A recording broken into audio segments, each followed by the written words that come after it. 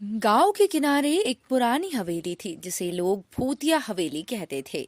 कोई भी वहां जाने की हिम्मत नहीं करता था, क्योंकि कहा जाता था कि रात होते ही हवेली से अजीब अजीब आवाजें आने लगती थी।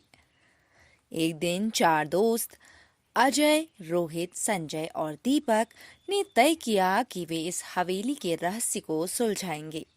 गांव वालों ने उन्हें रोकने की बहुत कोशिश की, लेकिन वे नहीं माने।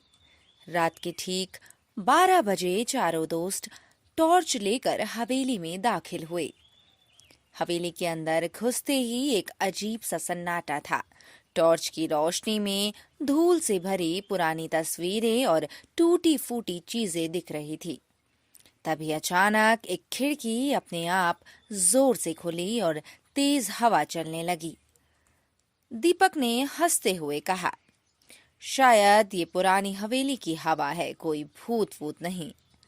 लेकिन तभी एक डरावनी परछाई सामने की दीवार पर दिखने लगी। सभी सहम गए। परछाई धीरे धीरे बड़ी होती गई और एक रहस्यमय आवाज आई, तुम लोग यहाँ क्यों आए हो? संजय ने डरते डरते टॉर्च उस ओर घुमाई, लेकिन वहां कुछ नहीं था। अचानक अजय को लगा कि किसी ने उसके कंधे पर हाथ रखा है। उसने घबरा कर पीछे देखा, लेकिन वहां कोई नहीं था। रोहित ने कहा, ये सब हमारा भ्रम है, हमें यहाँ से वापस चलना चाहिए। लेकिन तभी एक दरवाजा अपने आप खुल गया और अंदर से एक लाल चमकती आंखों वाला कंकाल जैसा चेहरा झांक रहा था। वह हंसते हुए बोला, अब कोई यहाँ से जिंदा नहीं जाएगा। चारों दोस्तों की चीखें निकल गई। वे बदहवास होकर दौड़ पड़े। भागते भागते दीपक का पैर किसी चीज से टकराया और वह गिर पड़ा। जब उसने नीचे देखा तो वहां एक कटा हुआ सिर पड़ा था। डर के मारे उसकी चीख निकल गई और बाकी दोस्त उसे खींचकर बाहर ले गए।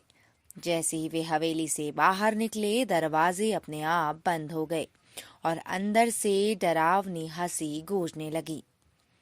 अगले दिन जब वे गांव वालों को ये सब बताने गए तो एक बूढ़े व्यक्ति ने कहा, ये हवेली पहले एक जमींदार की थी, जिसे उसके नौकरों ने मारकर हवेली में दफना दिया था। तब से उसकी आत्मा वहां भटक रही है। चारों दोस्त उस दिन के बाद कभी भी उस हवेली के पास नहीं गए।